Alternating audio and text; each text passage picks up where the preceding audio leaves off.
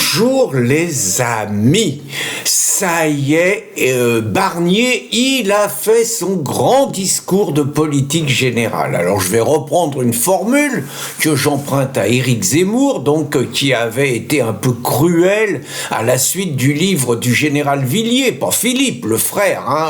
Donc il avait dit, Éric Zemmour, qu'on attendait Bonaparte et qu'on avait eu le Dalai Lama.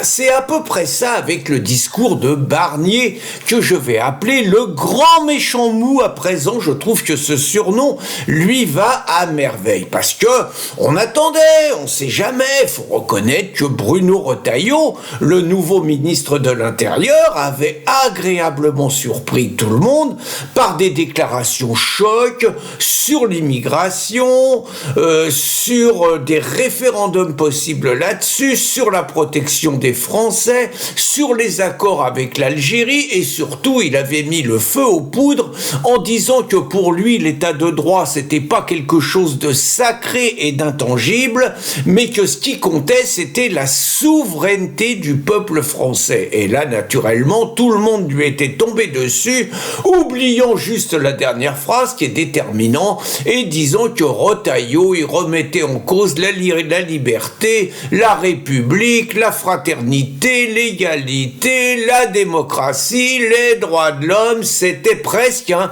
coup d'État à la Pinochet qui se préparait à faire. Alors qu'est-ce qu'il y avait derrière cette polémique ? Faut pas tourner autour du pot. Derrière ça, Retailleau visait la dictature des juges, rien de moins. Cette dictature qui, au nom de l'état de droit, permet à des magistrats qui ne sont pas élus, et pas seulement en France, ça se passe dans d'autres pays, j'y reviendrai, d'imposer leur doxa, d'imposer l'immigration, d'imposer au nom de la dignité, d'imposer finalement le droit des envahisseurs à rester sur notre sol et à foutre en l'air tous les projets d'hommes politiques démocratiquement élus qui souhaiteraient juste appliquer leur programme, et pour appliquer leur programme se donneraient les moyens d'expulser, de remigrer tous ceux qui n'ont rien à faire en France, et peut-être aussi de protéger les Français de certaines idéologies, je pense à l'islam, ne tournons pas autour du pot, qui sont incompatibles avec nos lois, avec nos principes, avec nos valeurs. Et donc, naturellement, après les propos de Retailleau, Fabius, le Conseil constitutionnel, le syndicat de la magistrature, les LFI, toute la gauche, le Conseil d'État, toute la mafia étaient montés au créneau pour dire c'est pas possible. Et donc tout le monde se disait, que va faire le grand méchant mou, que va faire Barnier ? Va-t-il faire comme le nommait Jérôme Bolton? Alors vous allez me dire si c'est ce mec. C'était une fiction de Bruno Maigret intitulée Salus Populi, qui dans cette fiction c'était en 2032, et un mec qui ressemble par ailleurs à Barnier se retrouvait président de la République suite à divers imprévus, et le mec qui avait toujours été un centriste, un grand méchant mou, était élu contre guillemets l'extrême droite en promettant un programme sur l'immigration et tout très dur sur le retour de la sécurité, un programme très dur auquel les gens avaient adhéré. Et une fois élu, tout son entourage lui disait bon super, on a gagné, maintenant tu sais bien qu'on peut pas, tu peux pas mettre en application le programme pour lequel t'as été élu. Et là il se trouvait que le mec, j'ai fait un article que je vous mets en lien sur Bruno Maigret qui nous avait fait rêver un petit peu, le mec allait au bout, il imposait un référendum,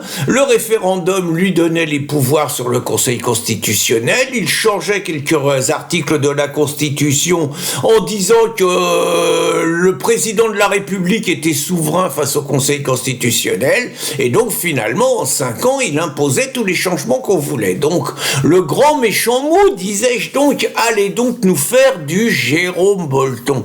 Bien évidemment que non. Bien évidemment qu'il a désavoué ouvertement Retailleau, qu'il a expliqué que l'état de droit c'était intangible et tout. Bref, résumons les choses. Barnier et son gouvernement se sont couchés devant les juges, se sont couchés devant Fabius et ont permis à la gauche de se foutre ouvertement de la gueule de Retailleau, qui par ailleurs a dû rétro-pédaler un tout petit peu. Moralité, le gouvernement Barnier, on sait ce que ça va être, c'était ce qui était prévu à 99%, mais faut toujours se dire qu'un jour il peut y avoir un miracle et que le grand méchant mou Barnier aurait pu se transformer en Jérôme Bolton. Ça sera pas le cas. Autrement dit, les juges vont continuer à imposer leur dictature ainsi que l'Union européenne. Autrement dit, l'invasion migratoire va continuer. Autrement dit, l'islamisation de la France va se poursuivre. Autrement dit, nos enfants vont continuer à se faire assassiner par des nouveaux venus.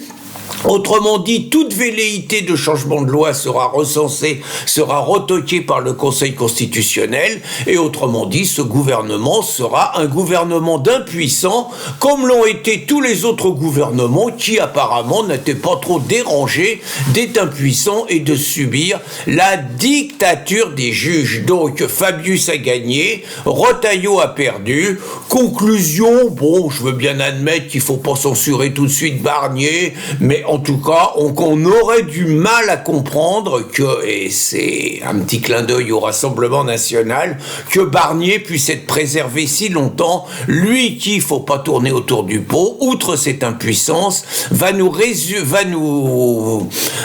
proposer un remède de cheval pour revenir à une situation économique plus stable. Donc je ne vois pas, dans ce contexte où le grand méchant mou s'est lamentablement couché, je ne vois pas de raison de préserver plus longtemps ce gouvernement de traîtres, de collabos et de minables, même si les propos de Retailleau méritaient le respect. On a vu ce que c'est devenu.